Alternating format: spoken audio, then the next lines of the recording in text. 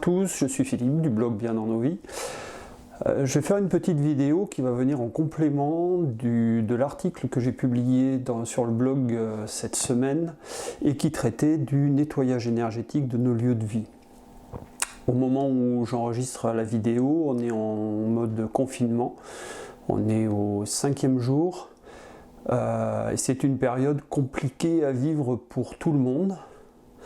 Et donc il est important de nettoyer énergétiquement nos lieux de vie. On est branché sur le net, on est branché sur les chaînes info H24, ce sont énormément d'informations qui vont générer du stress, de la peur, de l'angoisse, et tout ça, on va baigner dedans, ça va rester engrammé dans le lieu dans lequel on vit. Donc pour nettoyer notre lieu de vie, il y a plusieurs outils, j'en ai parlé sur l'article. Le premier que j'utilise moi, c'est ça, c'est la sauge. D'accord, donc on fait des fumigations de sauge et on les passe dans les pièces de la maison. Je referai un article spécifiquement là-dessus sur les vertus de la fumigation et l'histoire de la fumigation au travers des siècles. Deuxième outil que j'utilise, alors moi très régulièrement et que j'utilise dans mon travail, dans le nettoyage des lieux de vie, c'est le bol.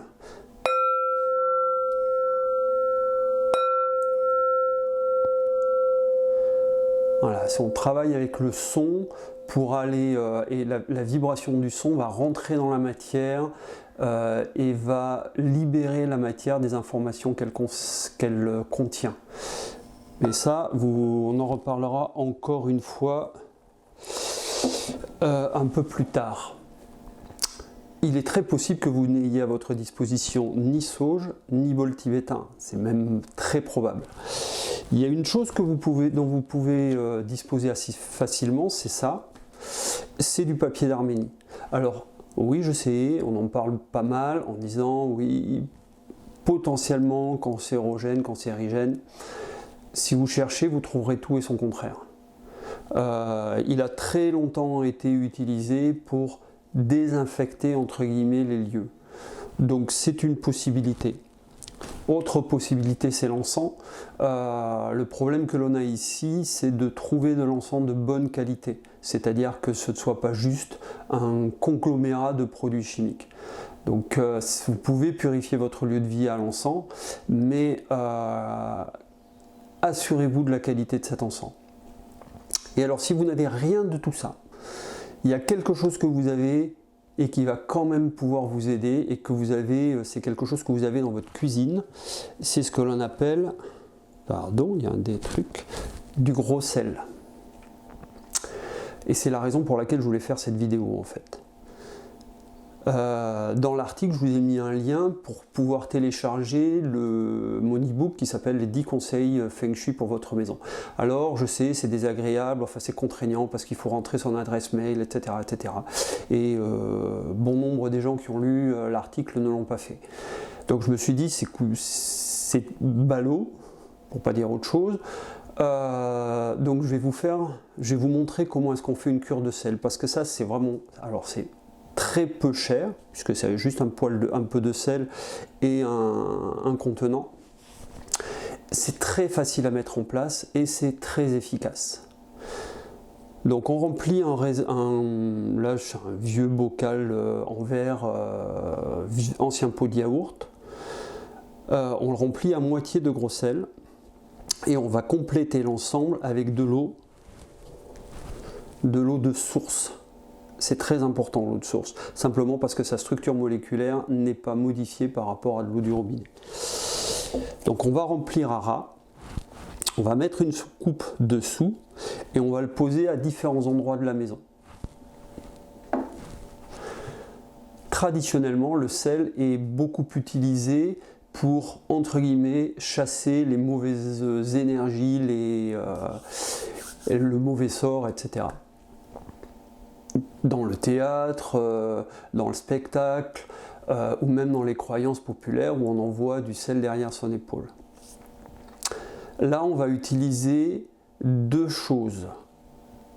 C'est l'eau et le sel.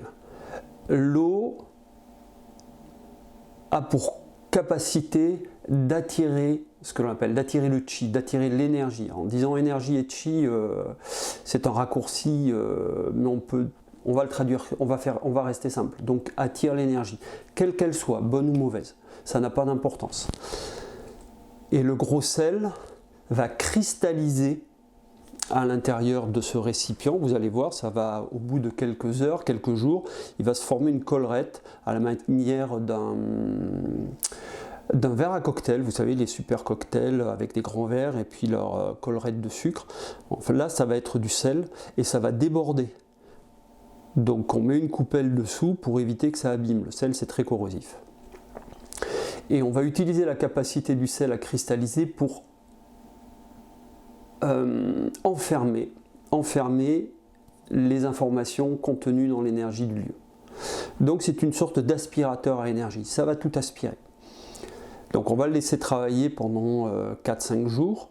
Au bout de 4-5 jours, on prend ce réceptacle et on met tout ça à la poubelle. Si on tient si vous avez utilisé un verre par exemple et que vous n'avez pas envie de le mettre à la poubelle, bah vous passez ça sous l'eau du robinet mais à grande eau, on rince et puis il faut que ça parte. Je vous rappelle qu'on a pris toutes les énergies toxiques du lieu, donc il faut que ça parte. Et on refait la même chose, c'est-à-dire qu'on re-remplit à 50% de gros sel, 50% d'eau et on remet au travail. Et on voit au bout de combien de temps la cristallisation se fait. À cette saison, on est encore en mode chauffage dans la maison, donc il va y avoir un peu d'évaporation, pas mal de cristallisation. Vous pouvez remettre de l'eau et on laisse travailler ça. Le principe, encore une fois, le principe c'est de nettoyer notre lieu de vie, nettoyer tout ce qui va être source de stress, tout ce qui est trace de peur, d'angoisse, et en ce moment il y en a beaucoup. Voilà pour cette courte vidéo. Si vous avez des questions, vous n'hésitez pas, toujours à mesure de mes possibles, j'essaierai d'y répondre. Vous pouvez, je vais mettre des liens, je ne sais pas où, là, pour aller vous retrouver sur l'article, sur la page Facebook et sur le blog. Voilà, je vous souhaite à tous une très très belle journée et prenez vraiment soin de vous. Ciao, ciao.